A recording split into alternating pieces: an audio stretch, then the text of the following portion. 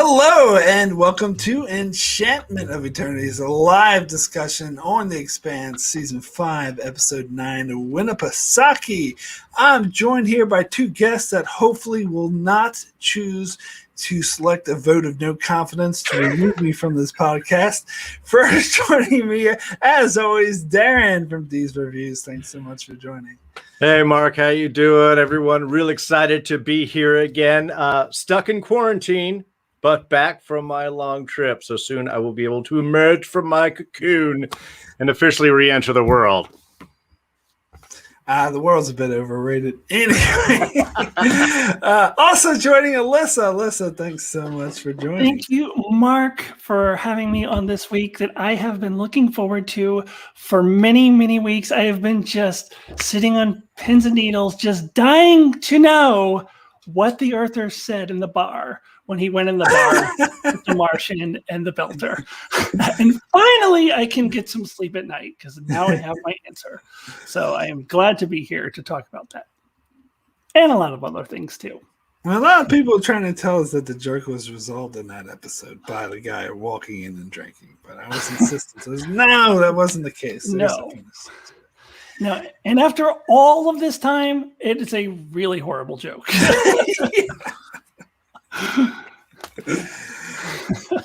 At least they resolved it. Anyway. It's true. That's true. We did get to hear the end. Yeah. Anyway, I thought we were going to be left hanging forever. I really did not expect that. Yeah, me too, actually. So, what did you guys think of this episode? We'll start with you, Darrin. What were your thoughts on this Winnipesaukee? I think it was a fine episode. Not as big as I thought that we would be, like heading this close towards the end of the season. I'm glad they spent more of the time with Amos's little journey because he's the best. I also think there was just the most kind of going on. Everything else, pretty much between to be the Amos storyline and the Avasarala, those were the two main ones. Everything else seemed to like we're just, again, moving things into position to get towards the end. So I'm glad at least they put the focus on an interesting part of the story for me. But otherwise, yeah, I just want things. I'm at the edge of my seat. I really want certain things to wrap up, and we'll get into a little bit more of that when we jump into each section. Cool. Yeah, and Alyssa. Well, first of all, I have to say, you probably get this reference, Mark. I don't know how many other people are, but anytime you say Winnipesaukee, all I can think of is Adam Sandler from the 1990s on Saturday Night Live. A turkey, a turkey, sake. I once went to Camp and Lake Winnipesaukee. Oh, I didn't remember that part of the song. Every time I hear Winnipesaukee, that is where my mind goes. But anyway, I thought it was it was mostly kind of just like setting us up for the finale and putting pieces in place for that. But I thought it was really good at doing that, with the exception of the Amos storyline, which in your review said was wrapped up. So I assume that means that's it for the storyline from the book, because I didn't necessarily know that it was wrapped up. Like I thought maybe they were going to show them going to the moon or something. But you said it was wrapped up in your review, so I assume that's the end of the book storyline for Amos. Well, I mean, in the book there was resolution, which I'm sure we'll get in the next episode. But that was like the climax of it. Yeah. So Amos, and that, you know what? I think that's fine, because I think wrapping up Amos this week, and then with the other storylines setting up for the finale, I think that's probably going to end up working really well, because I love Amos too. I think that the heart of the story this year lies with the Marco storyline, with Naomi, and Holden is tied into it, and Alex is being tied into it now. Alex and Bobby. So I think that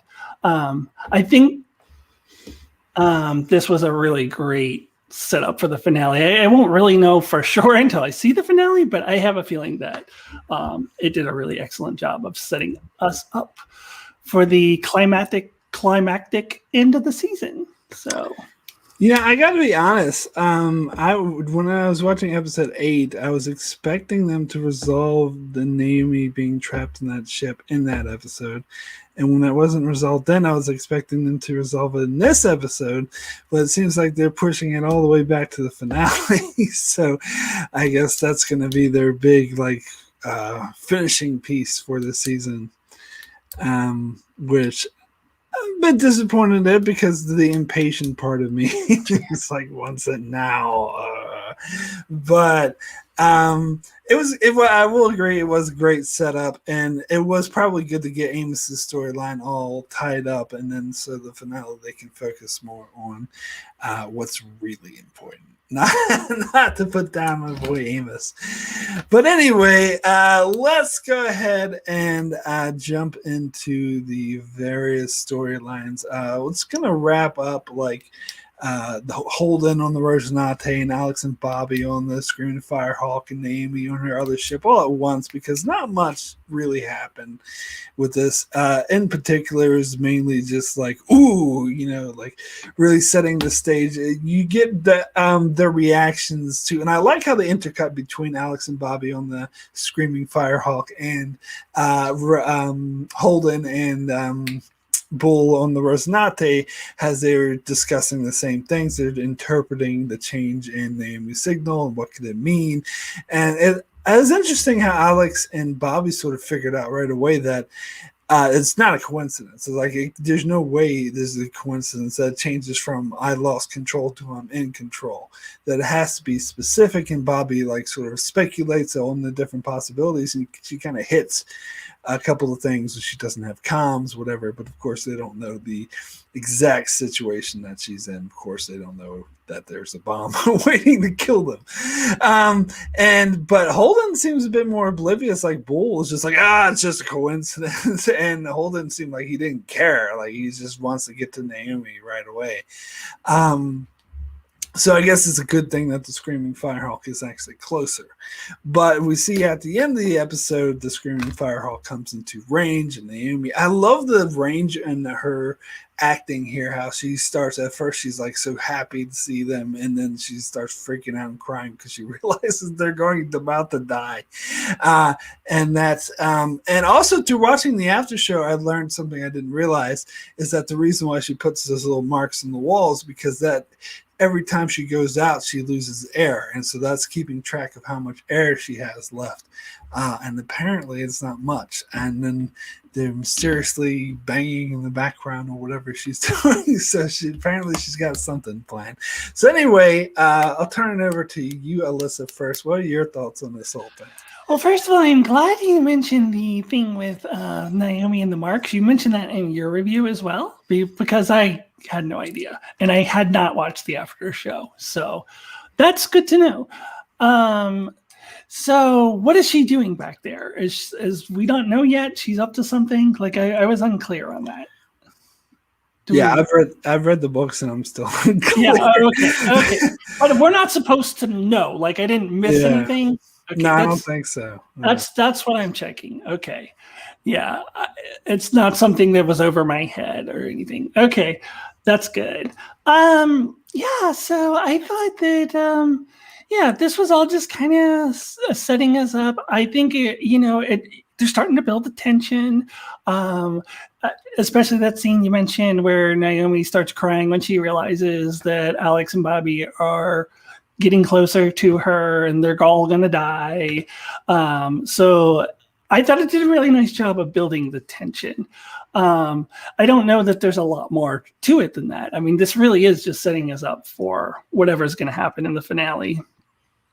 Cardinal Doomsday also says he's not going to spoil me. I don't want to be spoiled. I just wanted to know if I was missing anything, if I was supposed to already know and I didn't catch it. So please, yes, thank you, Cardinal Doomsday, and thank you, Mark, for not spoiling me. But yeah, and I wanted to say too that Alex is definitely the smart one out of all of them. He's like, this is just not right. So he hasn't figured it out yet, though. It seems like they're still heading to her, but I feel like he's gonna put it together, probably in dramatic fashion, right at the last second, wait a minute. But yeah, it's good to see Alex is on top of it at least. But yeah, I thought it was good building tension, good for setting up. I mean, there's not much more to it than that, though. Cool, Darren. Yeah, I'm pretty much just gonna have to echo everything you guys both just said. It really was a chess moving piece, and yeah, there were some nice moments. There were some great performances by Dominique Chipper.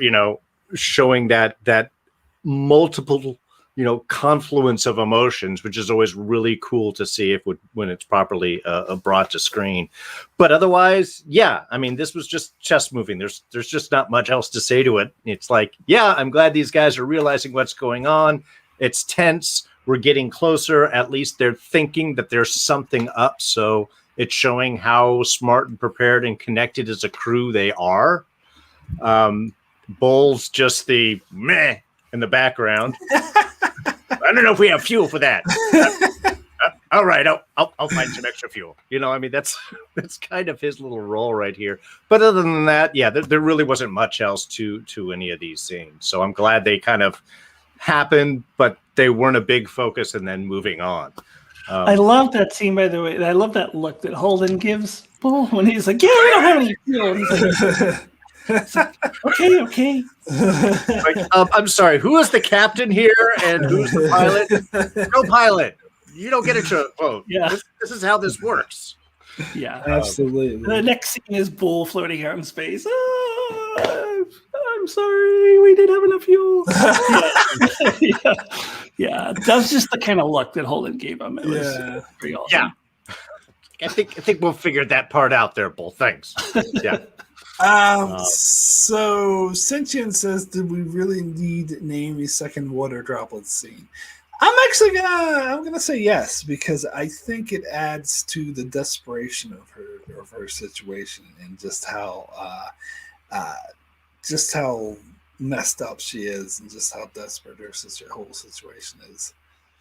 Well, and not only with the air, everything else, she's been in space, she's drying, that sucks the moisture out of you. Plus you're drying out. Plus you're dealing with the CO2 constant overexposures. You're holding your breath to try and do stuff out of it. Yeah, I think it builds with she's literally working with practically nothing, which is why I think the nice thing when she did look up and we saw the wire that was sort of split there, which is like, oh, here's something I could connect into. That's like a giant victory right there. So yeah, I think those water scenes are important for that. Elvis in the chat, I think I'm gonna have to respectfully disagree as well, saying that Naomi has turned into Michael Burnham. We don't know what she's doing, but whatever it is, she will prevail because she knows the best. She is the best. No, I disagree. I think personally, Naomi is a more nuanced character than Michael Burnham, and she's gotten her ass kicked so far this season. She's been in a very desperate situation. To say that she's a Wesley Crusher type character, I think, is incorrect. Personally, I disagree that Michael Burnham was like that in season 3. But yeah, I know you do. Also, well established how she is as an engineer through all of the seasons. She is something special that can do something more. So. The fact that is really all that she's leaning on, I think plays the point, especially like you said, she's pretty messed up otherwise. She's McLean at the end of Die Hard, she's got the crap out of her. And if she's going to keep going, it's just by will alone. Yeah, I think that's a more apt comparison. But Michael Burnham was also compared to McLean from Die Hard this past season. True. I haven't seen season 3. She talks a lot less than Michael Burnham in the previous season, so I'm just gonna go with that one. Yeah. All right. Let's go ahead and move over to the next storyline. Let us talk about The father of the year again. What a great dad. Marco Inaros. Where this episode, instead of telling his son that he was responsible for his mentor's and best friend's death, he manipulates his son by making him think that his mother abandoned him again and doesn't love him and just ran away from him because she is a lousy mother. When in fact, she tried to take him away, try to have him see light, but Marco is a lousy father and has him fucking brainwashed. So yeah, that's pretty much all I gotta say about that scene. Well, I mean, that's what he did in the very beginning too. I mean, yes, absolutely. Ever since he's been telling Philip this his whole life, so this was just more like a see, I told you, see, she abandoned you again. But he's been telling Philip that his entire life. And it's just as much bullshit now as it was back then. It's not, she was so desperate. She was willing to like have this maneuver that it was so risky and almost killed her in order to save her friends' lives and the person she loves. She doesn't love you. She just wanted to get the fuck away from you. She risked death to get away from you. You're such a disappointment. God, he's just all heart, man. Just Marcos is the who's it? Sentient that he's a father we should all aspire to be. Yes. Oh, that's quality dadness there. All right. Well, we got Elvis in the chat with a bit of a controversial statement. Marco is a lousy father, but a great general, and he told the truth about Naomi because Philip didn't get that. His mother is his enemy in the war for independence of the belt that Philip cares so much for. And you made a comment on this video as well, which I didn't respond to, where you also said that Marco told Philip the truth, and I again would have to respectfully disagree with that. I mean, at best, you could say Marco told his version of the truth at best. Because he painted it that Naomi doesn't love him and that Naomi just is a lousy mother who constantly abandons her son.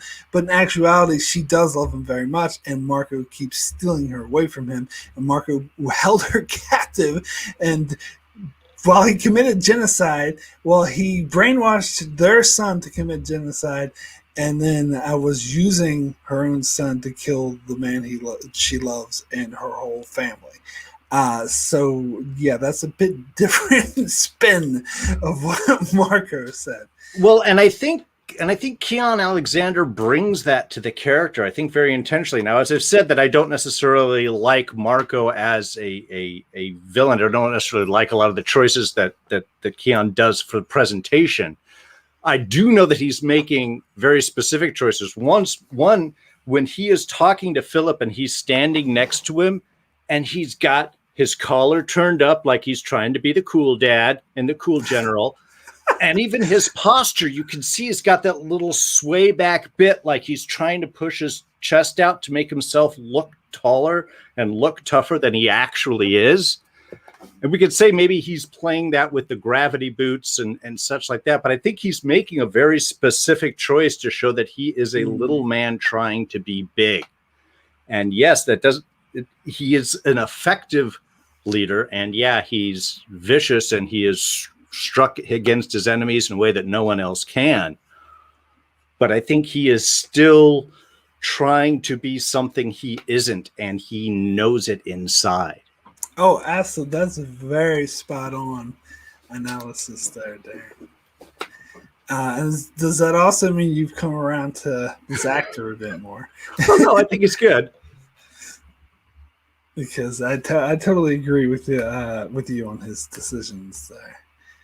But I will be right back. Give me one moment. No worries. Did you have anything else to add to this, Alyssa? No, not really. I mean, I kind of had a question about Marco's motivations, but it also sort of ties into the drummer storyline. So you'll save it for that. Yeah, I mean, If you have nothing else to talk about, we can touch on it while Darren's gone. But Yeah, okay, yeah.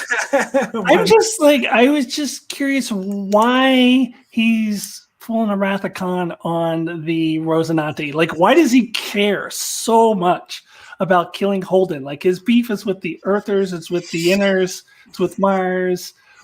Why is it because of Naomi's attachment to him, or does he see him as a big threat? Or yes, he sees Holden as a huge threat to his authority, his control over the belt. It's because Holden is so well respected, and the Rosinante is so well respected in the belt, that he sees him as a rival for his complete and utter dominance over the belt. Okay, because Holden offers a different faction, a different side of the belt. And that's why he wanted to kill Fred Johnson as well, because he represents the side of the belt that wants to work with the UN and Mars rather than just kill them all. And so he needs to eliminate this threat to his authority so he can have complete and utter dominance over the belt. At least that's how I interpret it. That makes sense, yeah. Yeah, Ellis says Rossi is a symbol of unity. He wants to kill that. Yeah, absolutely. And because it has, the whole nature of the Rosinante is two Earthers, a Belter, and a Martian all working together for the benefit of all of humanity. And that's a symbol he just can't tolerate. Yeah. Well, especially also an effective tool. I mean, they have done a lot, and they've saved people. They've opened up. They're first crossing into the ring. They helped open things up. I mean, they, as a symbol working together, has accomplished tons. I think, again, it's even more as a threat as opposed to just, a group of people that are out there that made a certain level of possibility. They've had impact. Yeah. Absolutely. And you could say there might be a personal element involved since Holden is Naomi's boyfriend. Yeah, a little jealousy in there. Tiny bit. Yeah, I just didn't think that alone was enough. No, it's not. Yeah. Yeah. I think it does have a lot more to do with the threat to his authority. Because if that's all it was, I really actually would like it. So. Yeah, I think it's definitely. I think they're definitely indicating it's more political than personal. Yeah. Hold on. I've been waiting for this man for 25 years. Anyway. Let's go ahead and move over to Drummer. Yeah, let's talk about Drummer and her whole dilemma. And I actually did find this really interesting. I don't think it's much of a spoiler to say that none of this happened in the book. So I'm just as curious as to where they're going with this storyline, because it was a different character who didn't give a shit about Naomi or Holden. So when they put Drummer in this role and have it so she has this dilemma where she has to choose between her new family and her old family for Naomi and all the people that Naomi loved. It's a really interesting conundrum. And I absolutely love the scene where Oksana sort of goes to Drummer. As soon as they're ordered to destroy the Rosinante, she goes straight to Drummer's like, give me your gun.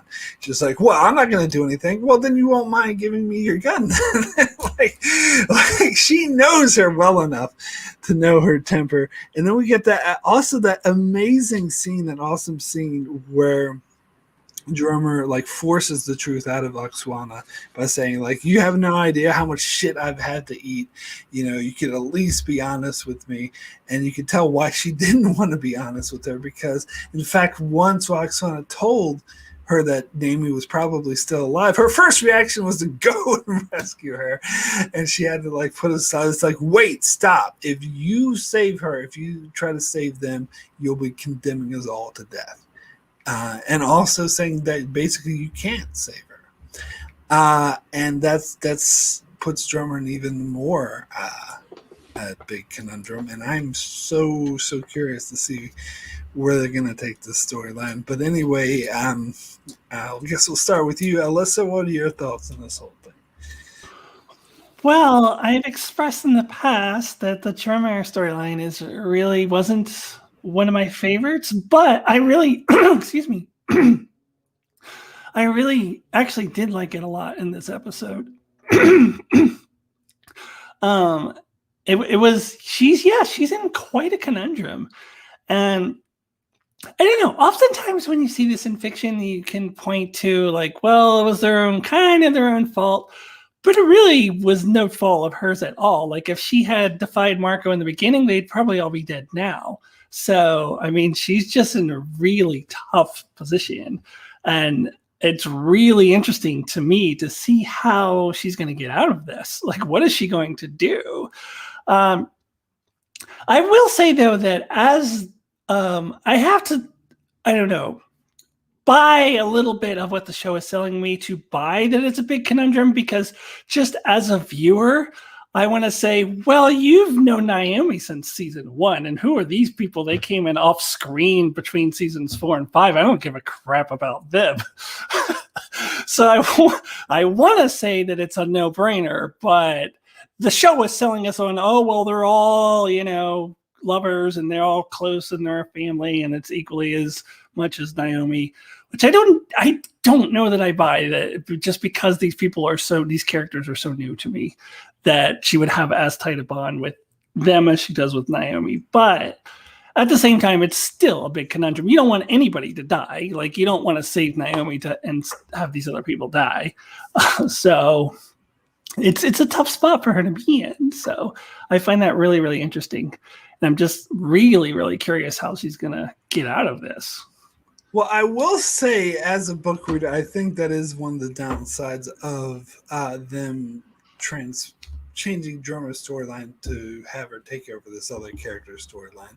That it is maybe a bit sudden that all of a sudden she has this family, whereas the book character, like, it made more sense that she always had that family, always was in that polyamorous relationship for years. But the last time we saw at the end of season 4, which I believe in the timeline of the show was like a year, since the start of season 5, and so within that 1 year, she's become.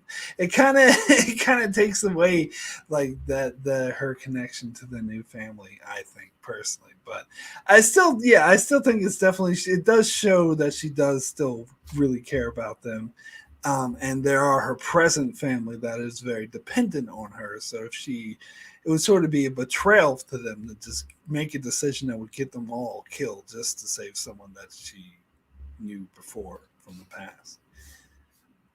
So, yeah, difficult decision. Anyway, Darrin. Well, it's interesting because I think there's a sort of a theme that ran through this episode as I was looking at it afterwards, of taking a stand and earning respect. And two of the characters that we haven't gotten to yet do that, whereas Drummer is the opposite, that doesn't really take a stand and is losing respect. And in a way, it was what frustrated me, I think, the most out of this particular section of her story, because one, I think they're dragging it out a little bit. They're definitely stretching things. And yes, everything that Alyssa was saying there about the connections with Naomi versus the connection with this new family and how long things have gone. She's trying to do the right thing in the sense, but she's not listening to herself, and it's going to get her killed just the same as if she had made her stand. But I think she would earn a little bit more respect. What do I think she should do? I think she should shoot Corral in the head, which I've said from step 1, and basically say, I'm going after Naomi, the rest of her crew.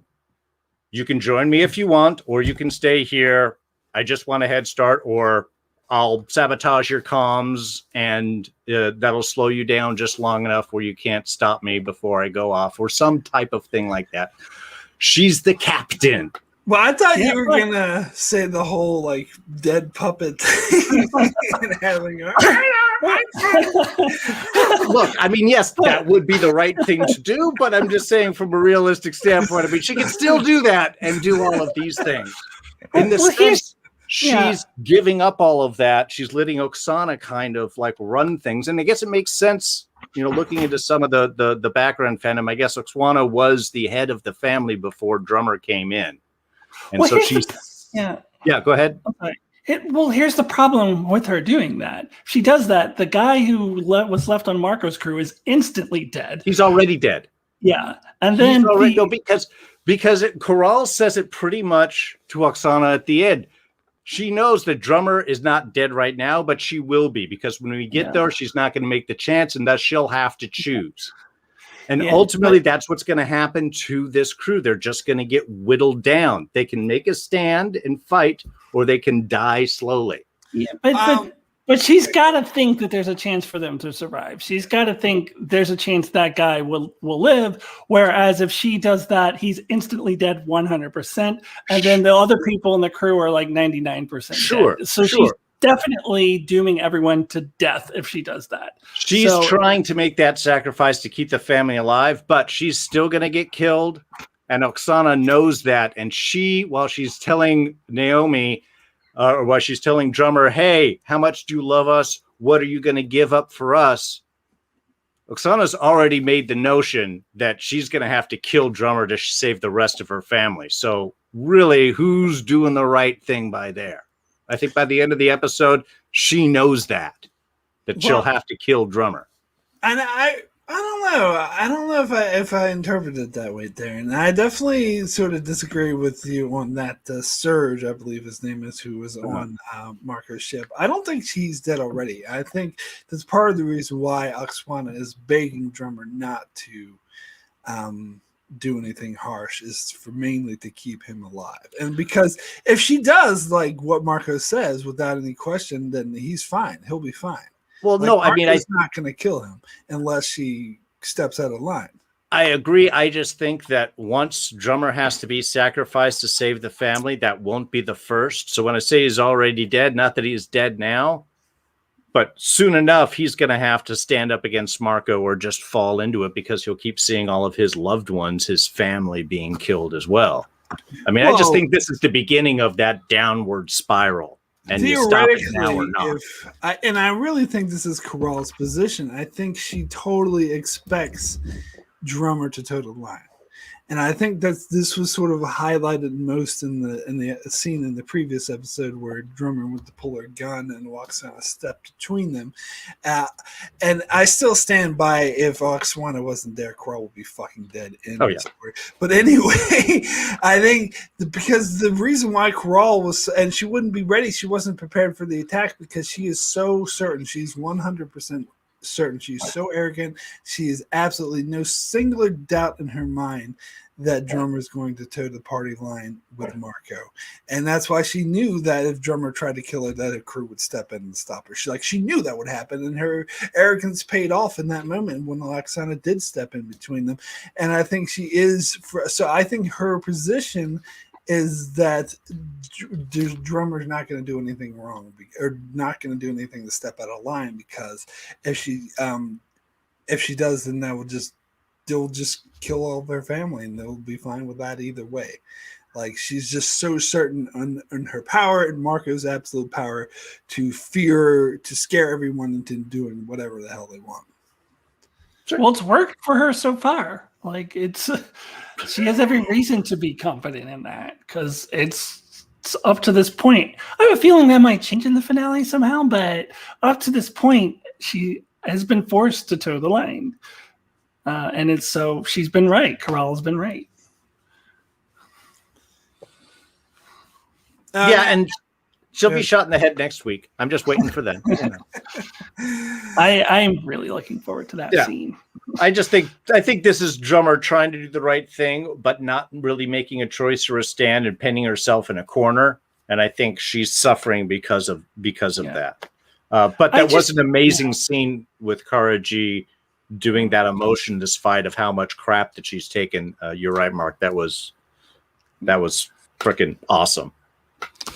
Oh, and I also got to say, in the chat, Elvis says that Serge is the free Navy. He found a new family. I also got to disagree with that, particularly the scene where he was taking Naomi back to her cell. You could tell, like, he wasn't really digging working for Marco. You could tell that he was, like, really reluctant and didn't really want to be there. But he's doing it for his family. So I think he can't wait to get back to his true family, personally. I think they made that clear. But hey, Don, those damn belters, I know. Yeah. But yeah, it isn't. So once Corral gets shanked, do you think Marco will kill Surge? Well, absolutely. Well, that's the whole point of Surge being kept on that ship. And I'm sure Surge knows that as well as anyone, that he's there, and so to keep Drummer in line. Yeah, absolutely. That's the whole reason he's there. And so that's why it is such a conundrum. I mean, unless she can pull like a weekend at Bernie's. Yeah. No, she's in a really, really tough spot. Like, I don't think there's anything that like she can really do that she could have done differently. Just let all her friends get killed. That's what I'm saying. She should steal her own ship, sabotage the other ships, and make it look like that she betrayed her family and took off on her own. That's the only chance that they may not be immediately killed. I think they would all kill them anyways. Like, if she did that, I think they would just kill them all. Like, which is why they should just go with her and fight against Marco, because eventually that's going to be their fate anyway. And then they would also get killed, but they can stay alive if she doesn't betray Marco. So that's why she's in a tough spot. Well, I think that there must be a third option out of this. I reckon there must be, because it always what shows. Yeah. And that's there has to be, yeah. That's actually good writing in my opinion. So hopefully that they come up with an option that we haven't thought of yet. Yeah. Everything's okay, don't worry. Here we go. Yeah, but seeing Corral's death will be just as satisfying as seeing Diago squashed by that elevator. Yes. Oh, that was so awesome. That was great. And I really hope that we get it in the next episode, but we'll see. All right, so let's go ahead and move over. Let's move back to Don Willie's favorite place, Earth. And let's talk about Avasarala and how she benefits from a vote of no confidence, which I've been told in my comment section, my videos, that's actually a thing. And really, I assumed it was really. I assumed it was, but the only thing I know from is Star Wars. Star Wars. Chancellor Fedorn, we have a vote of no confidence. I think it's more of a parliamentary system move than the representative system here. Yeah, where was that in America the last 4 years? We can't just be like, vote of no confidence. Like, it didn't work like that. But apparently, I've been told that it's happened in Canada before. Oh, okay. But anyway, so I don't know how I feel about David Pastor's storyline, because again, this is a character that, because Avasarala is not really in the books that much, particularly this one. She's only appears every once in a while, so she doesn't have a storyline the way she does in the show, and it was a very different in the books than it is in the show. And so this David Pastor guy is a made up character for the show, and I don't know, I'm not convinced that his storyline really works, because he shows up and he's like, "Oh, Avasarala, join my team." He seemed really willing to listen to her and defer to her experience, but then he goes off and becomes like all George W. and like, let's get the evildoers and just wants to bomb and destroy all the Belter things, to the point where everyone in the parliament gives him the vote of no confidence. I'm not sure. So that's basically all of his. I don't know why he needed to exist. I don't know. Well, I can kind of buy it though, because when you're, lacking self-confidence in yourself as a leader, that is actually common resolution. Like, okay, I'm just going to go out super aggressive and impress everybody with how much of a big leader I am by being super aggressive. So that's kind of how I read it. So I actually didn't have a problem with his arc played out. Well, and I think just bringing Avasarala straight in would have been too much. Like, well, she's president. No, she's not. No, she's back again. That might have been a little too fast. They wanted to follow a little bit of what would the natural progression of leadership go to, and how would someone new who's not used to having power respond to it. which is why when I said last week that feeling that he got carried away with his speech, like, yeah, and we're going to get them. Yeah. And we're going to crush them. Yeah. We're going to blow their butts up, just feeding into that. Plus, I think they got to get a little bit of the weight of experience being used with Avasarala. The scene where they're in where she finally like steps up and walks out, and he's looking at her and she's telling all of this emotional stuff. Like, of course I want revenge. I've lost my husband. I want to hang these people up and watch gravity crush their bones. But we can't do that because it's only going to make things worse. He accused her of reacting emotionally. And I think that was kind of a beautiful little bit, because while she had emotion, she wasn't reacting emotionally. She was thinking things clearly through, whereas everyone else was reacting emotionally. Even though they were calm, their reaction was because somebody was tougher on the block. They felt weak, they felt helpless, and they wanted to lash out to prove how tough they were. Yeah, that scene that you pointed out pissed me off. Like, that is where David Pastor lost me. Not just from wanting to, kill all these innocent people, but that scene when Avasarala was saying, hey, listen, so I have the right to be angry about this as much as anyone. My husband is dead. But she's basically saying, I am not thinking with emotion. I am thinking rationally here.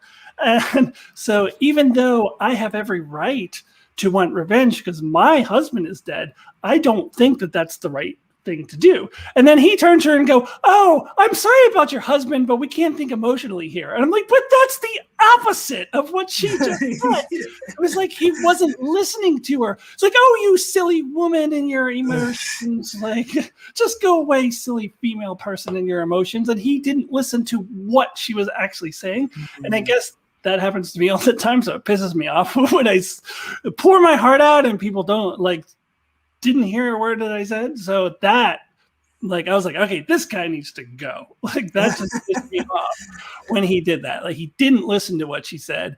And she was being the opposite of emotional. She was the one who was saying, yeah, we got to look past our emotions and think about this rationally, that this is the wrong thing to do.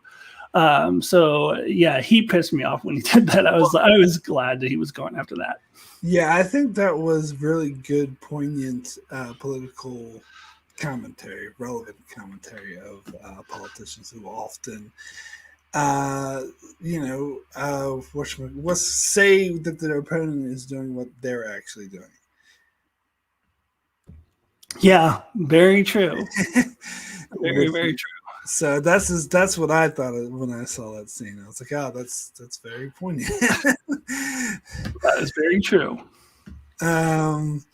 But one of my favorite lines in this whole scene is when Delgado is trying to convince them to attack Sirius and attack all these stations and stuff, and Avasarala says, what is, and she tries, and Delgado says something like, oh, Marco killed this many people for us. And he's like, oh, is he our role model now? Like, I love that. That was like this is the Avasarala that I loved back in season 2. This is like the strong, like, really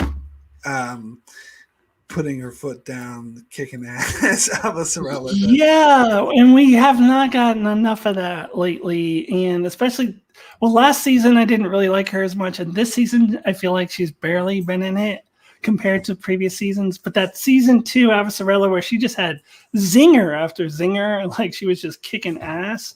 I agree. Like, that scene reminded me of that too, and I also love that line from her. Like, that's the Avasarala I love.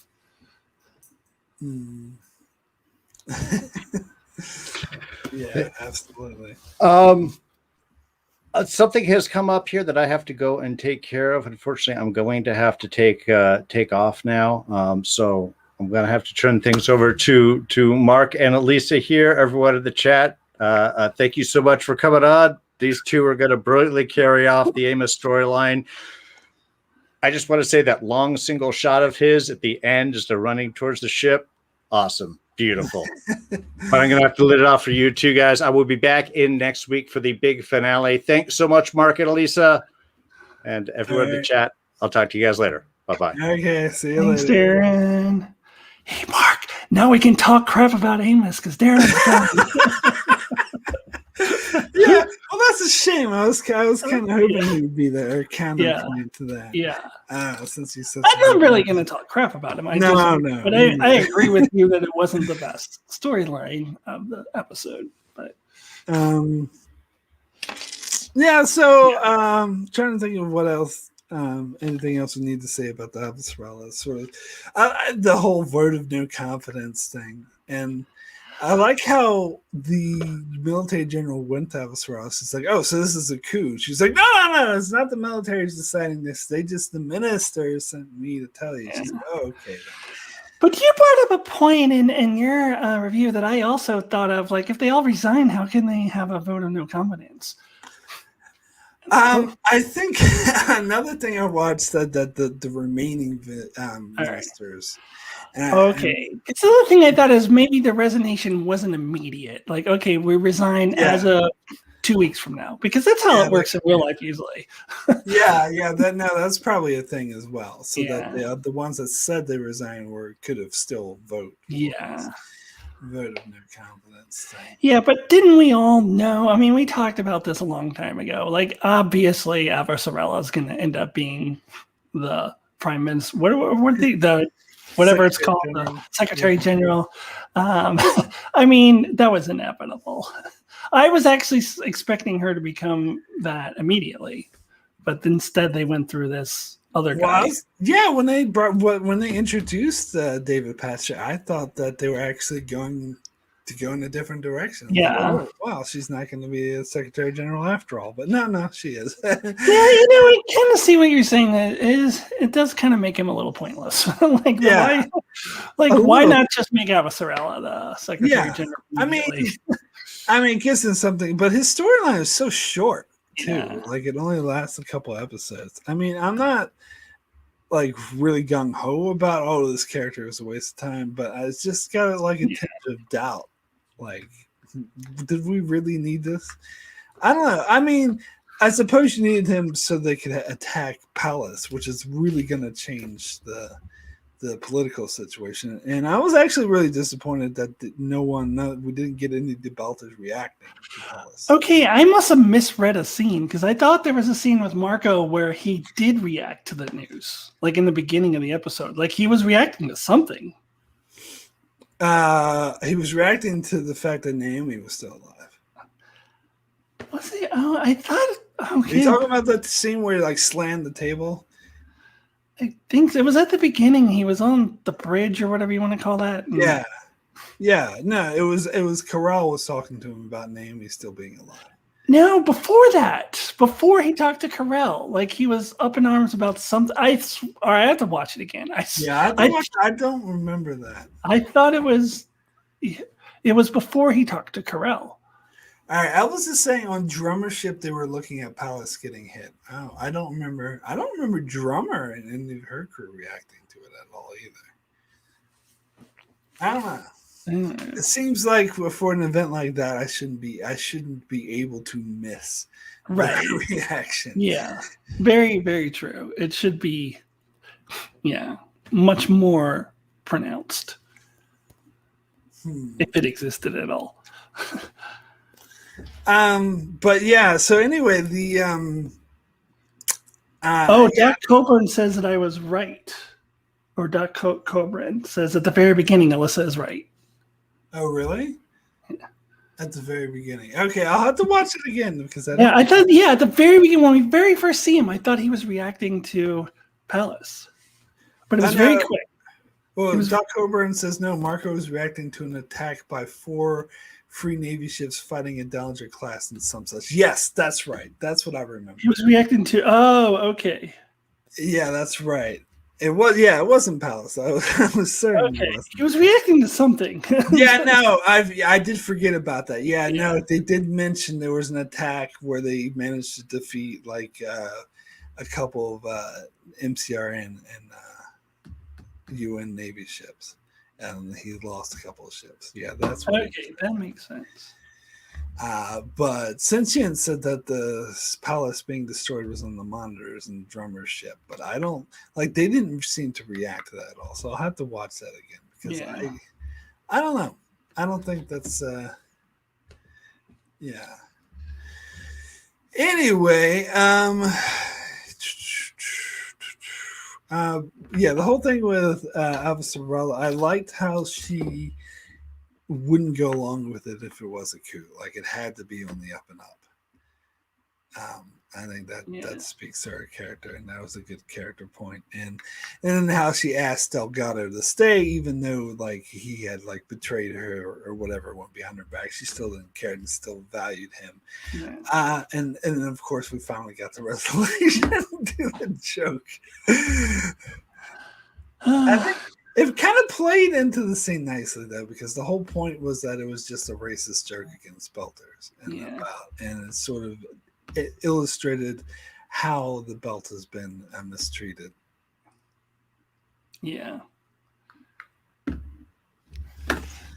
I mean, but oftentimes, I've heard really offensive jokes, racist jokes, anti-gay, anti-trans jokes that are horrible.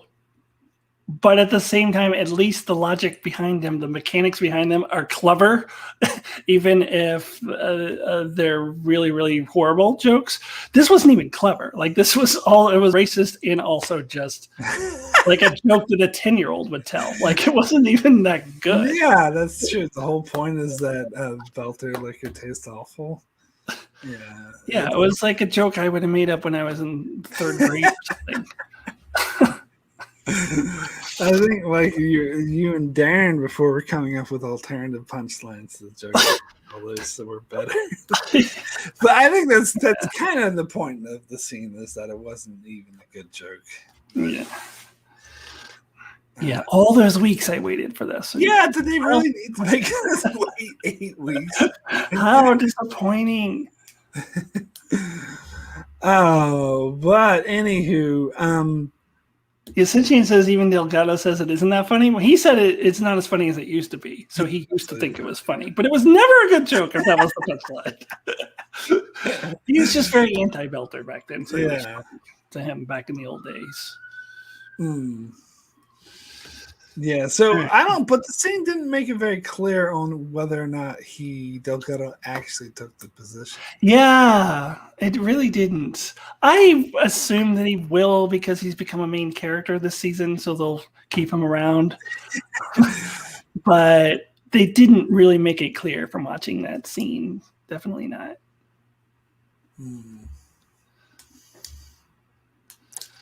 Anywho, so let's go ahead and move over to the Amos and Clarissa storyline.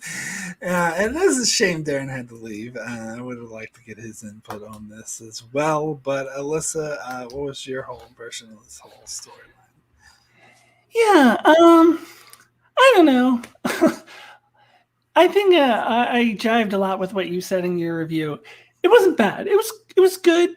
But I don't know. The whole thing with those security guards, they set them up to me as being these nobody.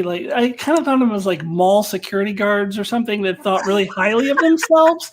They set them up that they were severely mismatched by Amos's gangsters or whatever. And then all of a sudden they're this huge force to deal with at the end. I don't know. I had a hard time buying that, honestly. Yeah. I agree. Yeah, I think the way that they presented them, these are just idiots, and they kept calling them rent tools. But then, after what happens at the end of the episode, you start to think that Eric was just being an idiot for underestimating them. Yeah. Yeah, but it's not just how Eric saw them, but just I feel like the way that the show presented them, I didn't take them seriously. So I don't know. I thought it was a little weird that they were such a big threat all of a sudden. Yeah. Also, like, Eric had all these people with him, and then, like, am I supposed to know that black woman? Did I forget her from somewhere else? They just kind of thrust her in like she was a main character. No. I'm like, am I supposed to know her? No, you're not. Because they treated her as if she was a main character who had always been there, but then, like, who the hell are you? Yeah, I think she might have just been there in the background for the last episode. Yeah. But yeah. I mean, but the more point of, and I do get that definitely, but I think the more point of her is that Amos knew her from his previous life. So there's more to the point, not that we, the audience, knows her, but that Amos knew her. But yeah, they do kind of like. Yeah, but I didn't even really get that out of it. I was just like, really? Was she I just got that out of that one scene when the two of them were talking. Like together. She's just. I mean, I was like, I guess Amos must know her, but they didn't really make it clear other than that he seemed to know her. Like, I don't know. I didn't feel the history between them, really. I mean, I think there was one scene when they were together where they were talking, reminiscing about old times, and Amos was saying it. Yeah. But that was just one scene, and I think it is almost kind of an Arium situation where we're meant to care more about this character just from one line of dialogue, when Amos is like risking his life to like take her back in the ship or whatever. Yeah, I think that's what I had a hard time with. But I know I wasn't too bothered by that. The thing that really bothered me, and that I mentioned in my review, is that I think Clarissa was completely wrong to let the security people go. Like, I think the show was trying to tell me, oh, she's had the right that she, like, when she invited like all the workers, the winter workers, to come in, like, she was right then. And I like her line of dialogue that Eric is saying, like, about growing the tribe, and it doesn't matter if they have anything to contribute. Like, I think that was great. But the whole thing about, let's stop the killing. So many more people got killed because she did that. Yeah, I agreed with that as well. And I don't know, like, I'm lukewarm on how I feel about Clarissa's turn. I mean, I can kind of see it, but I don't know. I guess it was kind of built too, but I don't know how I feel about how all of a sudden she's a humanitarian. Well, to me that makes sense because she deeply regretted the events of what she did before, and she had all that time in prison where she was completely hopeless and just thought that she would never amount to anything. And now she's given like a new lease on life. But now she's like Gandhi all of a sudden. I don't know. Like, maybe a little bit too far to me. I do like how she still killed all these people. Oh yeah, and I like the line where it's like, well, remind me to stay on her good side or whatever. That was great. I did like that. And also I liked how when she was preaching all this, we need to help people, and then we're stronger for helping people just for the sake. And Eric's like, where did he find you? And she's like, in prison for multiple homicides. Yeah, that was pretty great too. Yeah. Clarissa letting them go is a micro of whatever Sorella is trying on Marco. It just shows how people tend to mistake kindness with weakness, even if Sorella and Clarissa had different motives. I don't know. Maybe. I think, and I do think that's kind of what the show is trying to tell us, but if so, I would disagree with that analogy, because I think Clarissa's tactic was tactically unsound and resulted in more deaths, where I think what Sorella is trying to do ultimately will result in less deaths than the straight out let's attack and blow up their stations, which will just, the only thing that will do is radicalize the entire belt against them. Well, maybe Clarissa just isn't as good at being a humanitarian as Sorella is. She's not as experienced at it. She's still figuring it out. Because you have to know, I was just going to say you have to know when to hold them and know when to fold them, but no, that just came into my head. I mean, kind of, but no, you do. I mean, you have to know like when to be aggressive and when to hold back. So I guess you do have to know when to hold. You have to know when to be like Holden and when to be like Amos. Exactly. Yeah. I like what Sentient in the chat says that Clarissa's overcompensating and causing people around her trouble. I think I think that scene. That's how I interpret that scene. Where she Yeah. let this guards go. That makes sense. That she was overcompensating. Yeah. That she was taking it too far, and it was sort of. I think if you're gonna compare her to Avasarala, I think the difference there is the wisdom that Avasarala brings and the knowledge and the just she knows when to hold when to, as compared to Clarissa who doesn't, who's just trying to overcompensate for the guilt she's felt for the stuff she's done in the past. Well, she may know when to hold them and when to fold them, but has it been a long road? Is what I getting from there to here. Yeah, it has indeed been a long road getting from there to here. Okay, that's my obligatory Enterprise theme song. I made you do it. It was really anyway. At least I didn't sing it, Colonel Doomsday. Cardinal Doomsday says Kitty Rogers, really? But Cardinal Doomsday, you have to understand, like, I grew up on the Muppets, and I still remember that scene where, and I've watched it on YouTube as an adult, where the Muppets, like, they're on a train, and this guy, Muppet guy, dies, and he turns into a Muppet ghost, and he's singing, "You got to know when to hold." That was like when Kenny Rogers was hosting the Muppet Show. Like, this is very ingrained. I was like 4 or something, so it's very ingrained in my head. Kenny Rogers and the Muppets. So that song is just ingrained into who I am. So I'm sorry, Cardinal Doomsday. It's not my fault. It's the Muppets. It's the Muppets' fault. I was too young to remember the Muppets. Yeah. I remember the Muppet Babies. But yeah. But anyway, yeah, and I never even heard of that song until like somewhat recently. Oh, really? Yeah. You were too young for the Muppets. That's why. I think you referenced it in one of your videos, and that was the first time I've heard of that song.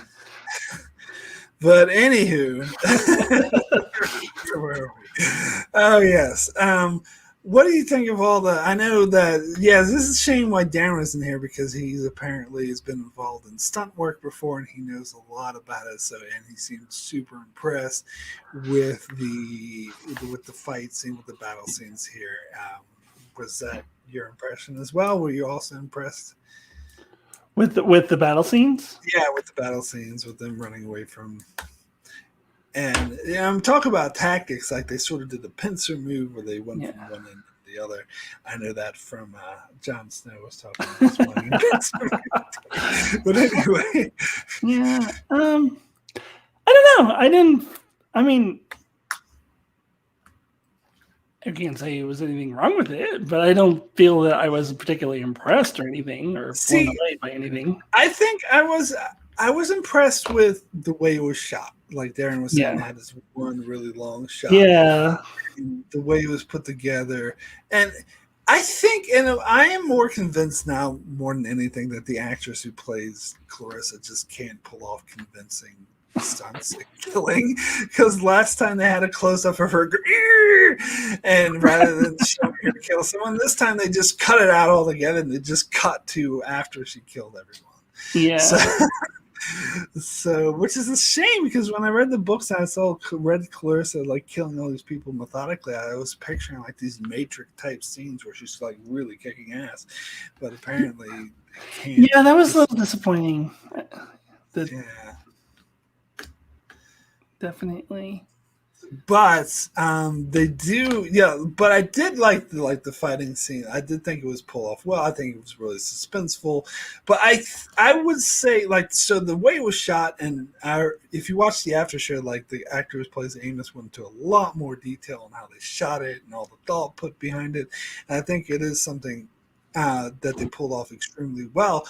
Problem is, I don't think they quite earned it in story-wise, as well as like they were more focused on how of making this a convincing, good-looking, intense action scene, but the story behind it, it's not bad. Like as you were saying, like I don't hate it, but I don't think it fully it doesn't make me care about the situation as much as I should. Yeah, I don't know. And again, I don't think it's bad either. But I feel like I was taken out of it a little bit because it did feel a little contrived to create this drama. And I was expecting it. I knew, like, of course, as they're about to leave, like right at the last minute, these people are going to come and shoot at them. I just didn't really buy that those people were they weren't presented as that much of a threat when they were first presented. Like, I would want those guys to be like, oh my God, you shouldn't fuck with those people. Like, you should take them seriously. But instead I was like, oh, those are just rental cops and whatever. Like, so I don't know. Like, I just didn't feel threatened by them. I knew that scene was going to happen because of course it is. Of course they have to have this dramatic escape. But I don't know. I didn't quite buy that those people were really a threat other than the show needs to have this dramatic escape. Yeah. Yeah, no, that's exactly what I thought. Like, I didn't think they did a good job of it. So that's why in my review, I described this feeling a bit contrived. Like, oh, we want to have this big fight scene, so let's all of a sudden have these people show up and be badass, which I don't think the show itself earned it. Yeah. It kind of just came out of nowhere. I mean, I guess it makes sense. Like, they're trying to say it's a post-apocalyptic, and you have like the roaming gangs, like the Walking Dead type roaming gangs that do the protection racket or whatever.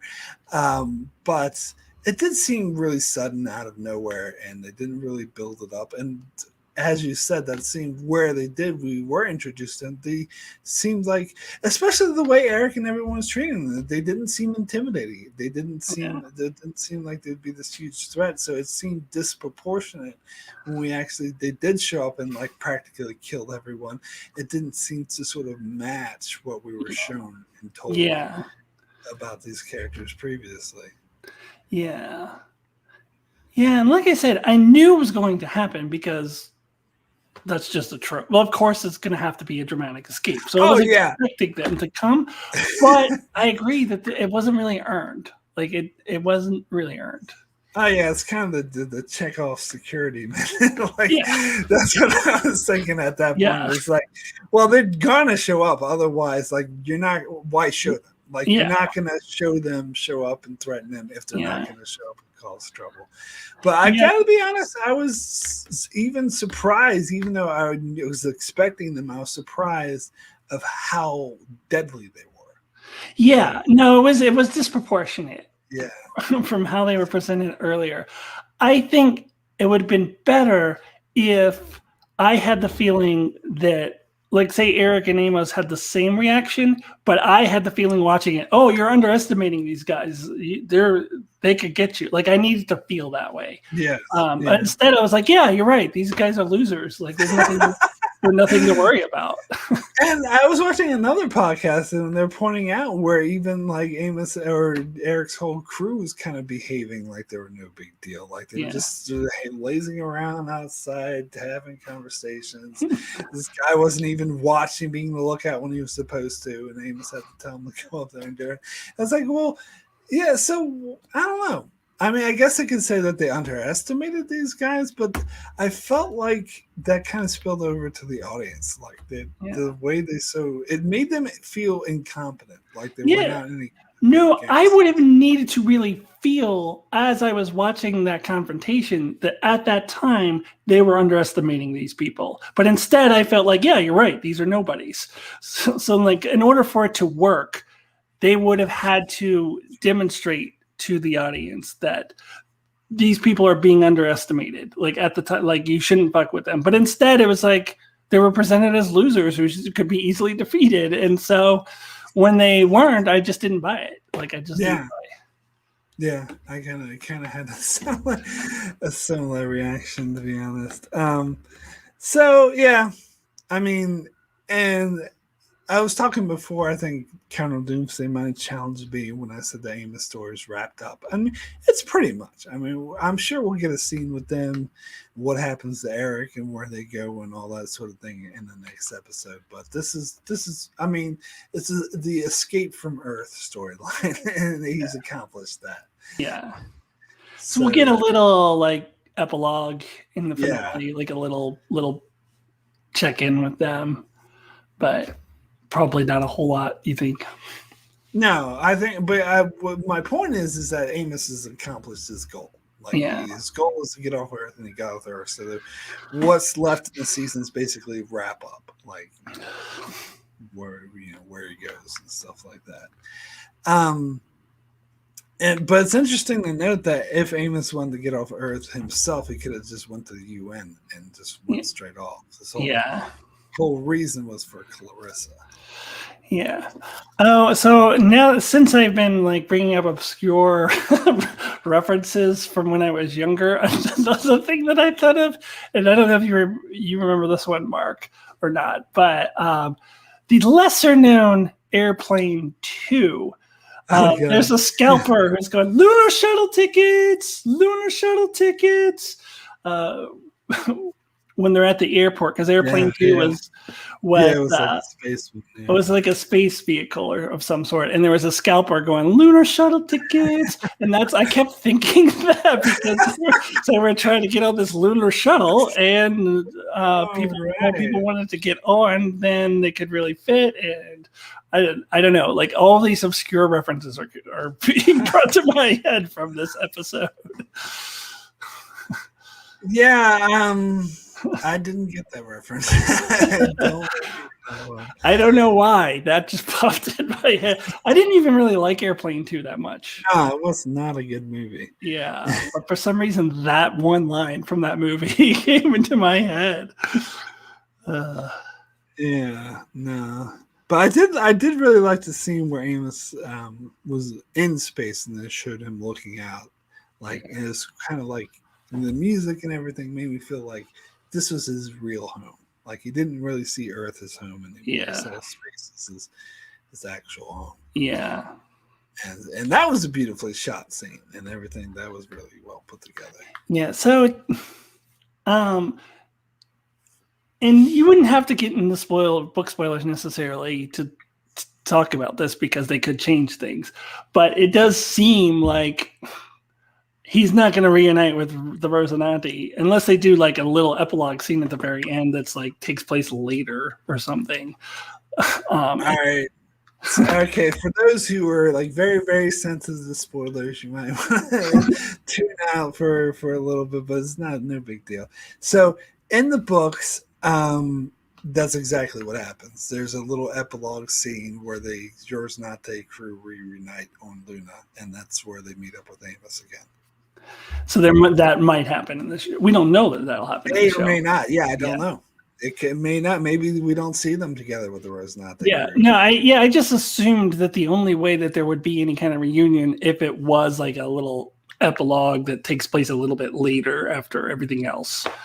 Because otherwise, I don't see Amos like all of a sudden showing up at the. See, with the show situation, which is different than the books, I think it's possible we could get more Amos and Avasarala in the next episode because Avasarala is a more involved, important character in the show. Yeah. But there's been like at the end of almost every book, there's been an epilogue where like the whole crew could get together and they go to the conference and they wrap things up. And the show has never done that. The show has always skipped over it. So it makes me wonder if they might do it this season as well. Yeah. But anyway, that's the end of the non-spoiler. All right. So, yeah. Any other thoughts on this episode before we wrap things up? No, I don't think so. All right. So, you will be joining us not next week, but the week after for our big season 5 wrap up where we talk about the season as a whole. Where hopefully we can get Don and Darrin to come in afterwards. So we'll probably have to get your thoughts on the finale then. Yeah. I'll work my thoughts on the finale into that. The grand finale, the big finale. When we talk about like whenever we do these end of season videos, I noticed that we tend to talk about the finale a lot. Yeah, which makes sense, and that makes a lot of sense that we would just gravitate toward. It was more fresh in our minds, Yeah. and it has like a bigger impact on the season. Yeah. Oh yeah, Don, you will be there, and you'll also be here next week as well for the finale. Yeah. Cardinal Doomsday says, "I can't see how the season's going to end." I don't know. I can. Yeah, that's just me. I still don't know what they're going to do about Drummer. That's the one. Like, I have no idea where they're going. So I'm actually excited as a book reader. I still have this storyline that I'm still completely mystified by. That I have no idea what's going to happen. Yeah. I hope it's not disappointing. Like, I hope. Because they really got me in this episode. Like, I was just thinking Drummer was pointless this whole season, but I actually am drawn in now. So I don't want to. Me too. Like, a lot of the Drummer scenes early in the season, it's like, this is boring. Can we just move on? But yeah, they sort of took her storyline to a very interesting place. Yeah. And I think, as you say, they definitely needed those scenes to show her with her new family to sort of establish them. A little bit. Yeah. I mean, I guess the big question for me continues to be something that will not be answered in the finale, which is what are they going to do with Alex next year? Yeah, I don't think that will be answered. No, that won't be, because they filmed it long before they knew about any of that stuff. Unless they like throw in some weird thing at the end, but I don't think they will. Other people are speculating that they will like find some way to throw it in, but I don't think they will.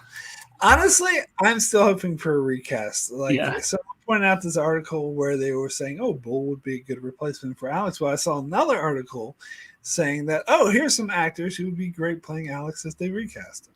So nobody knows anything. I don't know.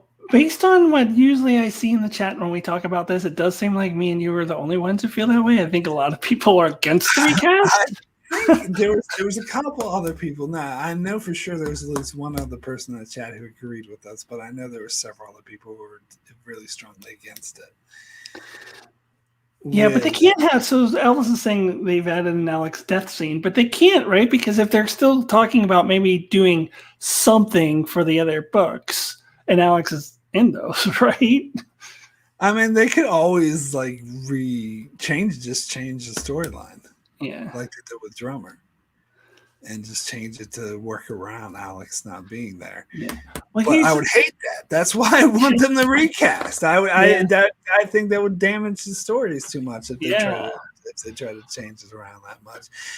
And I don't think they added a death scene in season 5 because I talked about this before. Yeah, Sentient saying no recast, please. Yes, we're the only ones who want to recast. I'm pretty sure. I want to recast. What I talked about, I'm certain that they won't have the death scene in season 5 because, as I mentioned, that they were deep into the editing process when they decided that he wouldn't be in season 6. So they would have to go back and reshoot some scenes. Like they can't edit it. As I said, they can't edit it differently to make it so he died, unless they end like the very last scene as his death, and that's it. Which I think would suck personally, because if you're gonna have him die is before, and we see we have to see Holden's reaction to it, and they didn't film that. Yeah. It'll be the post-credit scene. That would be terrible. I would hate that. Yeah, I don't know. But you always talk about how the authors and the showrunners are like, oh, it's not necessarily the end after season 6. Like, there might be something. Yeah, so I have thought if they could get away with like keeping him off of season 6 somehow for some stupid reason, they could then recast him more easily for the other ones that take place later, like several years later. So that's one thing they could do. I would still prefer a recast. I've actually heard several people in the message board suggesting that too. That they just find a way to keep him out of season 6 and then recast him with an older actor after the 30-year time jump. Yeah. But I've heard other people suggesting that they're going to recast everyone after the 30-year time jump, and I don't think so. I would be. You can't do that. No, that you absolutely not. You cannot do that. And also, like with the Expanse timeline, 30 years, people age at a slower rate in this timeline than they do in our timeline. So a 30-year age isn't, especially when you're already, in your 30s, whatever. It's not. And I think that's the way the book described it, that it didn't actually look that different. Yeah. After 30 years. So, some people, and I think actually that's what the authors themselves said when they were challenged on this. Well, how are you going to pull off this 30-year time jump? And they were like, well, you got to understand this timeline the people age at different rates. So, so I think they're just going to add like a little gray to their hair. And I'll be fine with that. Yeah. Yeah. Colonel Doomsday saying no freaking way. I'm assuming you're talking about recasting the whole cast. Because, yes, absolutely. But anyway. So, yeah. I think that's all we got to say on this particular episode. So, Alyssa, thank you so much for joining. And Darrin, who already left, of course, thanks for joining. Everyone in the chat, Colonel Doomsday, Elvis, Sentient, and everyone else who popped in, and all those who are watching in the archives, thank you so much for joining and watching. And Alyssa, if you just want to quick shout out, are you up to any other I have one thing. Thing that you can check out over on Acton Tomko's Reviews, my old channel, which I'm not updating anymore. But I did do one thing. I did a top 20 a top 10 TV show video of 2020. And so people can watch it and complain about the things that I like that other people don't like. But I really enjoyed making it. So check it out if you haven't already. Well, I did gotta say that you talked in that video. I saw that video, and you talked about Discovery as definitely being a 2020 show. I think that was a dig at me because I didn't include it in my 2020. No, it wasn't meant as a dig to you. It was just my personal opinion that it's definitely a 2020 show. You can do whatever you want on your channel. Like, I don't care what you do. I'm just saying, for me personally, it is definitely a 2020 show. But that's fair. I mean, but no, I gotta say, I do agree it's a 2020 show. It definitely is. So I'm not gonna argue. It's just I'm having to push it back just because of my own timetable. So, and that's Doomsday says, "How the hell do you watch so much TV in a year?" I don't know. Have you heard of this pandemic? I haven't been able to go anywhere. I watch like. Most of what I watched last year wasn't even in 2020 shows. I was only including the 2020 shows, but I watched a lot of TV from previous years. I watched all of Deep Space Nine last year and all kinds of things. And yes, I know, Elvis. Everybody in the world thinks Discovery is awful, except for me. Whatever. I don't think it's awful. Yeah. I think it's okay. I don't know how it's still on. I guess there's other people besides me who like it, but I never hear from any of them ever. Yeah, there's plenty. I never hear from them. All I hear is like how bad Discovery is. No, there is plenty who like it. But anywho, let's go ahead and wrap things up here. So my name is Mark. My channel is Enchantment of Eternity, which hopefully will still be here. I'm pretty sure it will. Anyway, you can check out my channel. At the moment, I have had some drama, so I'm having to re-upload every single Expanse video I've ever made and take the pictures out, which is the pain in the ass. I'm in the process. So if you're wondering, if you go to my channel and see all these old Expanse like season 2 reviews, like what the fuck? That's why I'm having to re-upload everything I've ever done, and so that's a process that's taking a couple days. But In addition to that, I shall have some new videos. Of course, once that's done, I shall continue to cover The Expanse. Although in the future, you'll have to look at my ugly face during those reviews instead, which is all good. And also, of course, as I mentioned before, we shall be back next week to talk about the finale, and then the week after, Alyssa and Don and Darrin, the whole gang together, talk about season 5, all in big one go. Really looking forward to that. And I also cover many other shows on my channel, such as Breaking Bad, The Outer Limits, Star Trek, including Enterprise. It's been a long time. And so you can check out my channel for that. Thanks so much for watching, and I'll see you guys next time.